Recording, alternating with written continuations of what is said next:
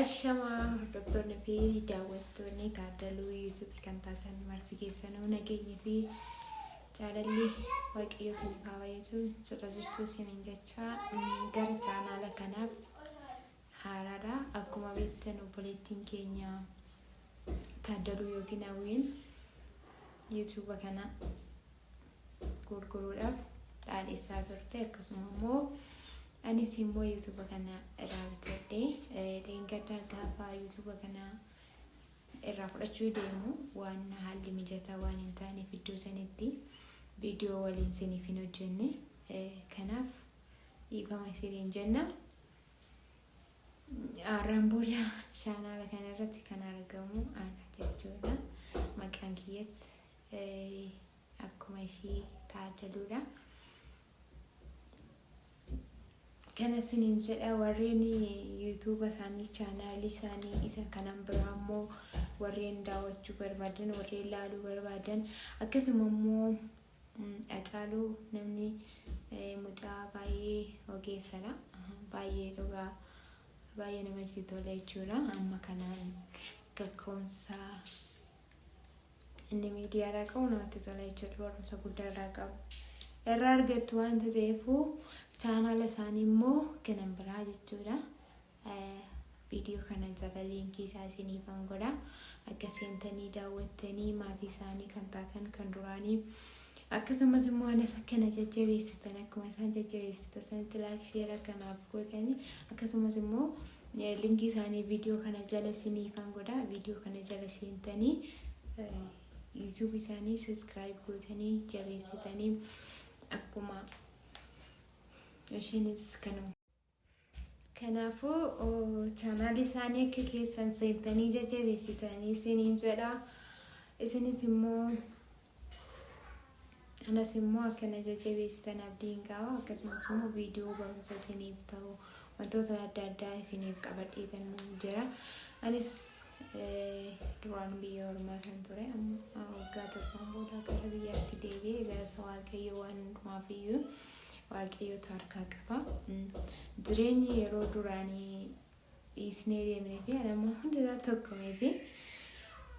Wanta tokko bituudhaaf akkuma achitti minizaarii waggaa zarrazarru ol kaf jedhee jiru sani isa wasaatiin jechuudha. Meeshaan asitti bennus malee isaa gadi miti wanti hundiyyuu tokkichuma jechuudha. Achitti meeshaalee bitanii dhufuun achitti immoo eebboorti argachuun qaraxa kaffaluun barbaachisaa miti. Ani akkan sisseene garuu meeshaalee kaargoo godheen jira. Qaraxarree manarraa fudhatanii beeku isiniif qabadheetanuwa. Wanta jiru immoo wanta biyya keessaa wanta baruu barbaadan yoo jiraate koomentii jalatti naaf kaa'aa isinii ittiin argisiisaa isiniin akkasiin barattanii nan godha jechuudha. Dhiifama immoo jalqaba jechuudha. Ani YouTube'dhaan qaba garuu YouTube'n diyaanaa dhabeeti. YouTube'n kiyyas immoo Taaddaluu YouTube ja'a 27dha. Beektotaa kun keessanii na kana fakkaata. Har'a akkuma beektanii guyyaan guyyaa irreechaati. Akkasitti babbareennee hin dhumne jechuudha.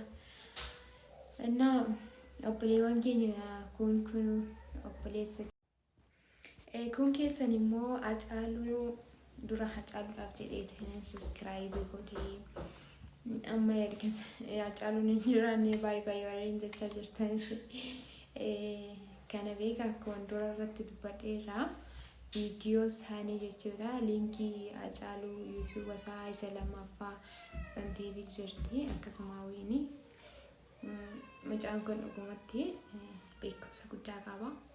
Amma isaaf danda'ame barumsa irraa nafee viidiyoo akkasiin hojjetu hin gooti jechuudha Hawwiin. Kanaafuu jechuudha liinkii isaanii YouTube kana jala isiniif godha. Seentanii akka jajjabeessitan isiniin jedha. Wanta baruu barbaadan biyya keessaas akkasuma warreen fuudhaaf karoora qabdanis wanta gaafachuu barbaadan gaafadhaa isiniif ibsa. Viidiyoon kiyya arqabadhee dhufeessuma kanadha maaliif koomentii irratti waan nan argeef ajaaluu warri jettan turtan waan ta'eef isa deebisiniif kennuudhaaf kana fakkaata viidiyoon kiyyaa waan na dhageeffataniif waan na daawwattaniif guddaa galatoomaa hanga viidiyoo biraatiin walitti deebinutti viidiyoon hin jira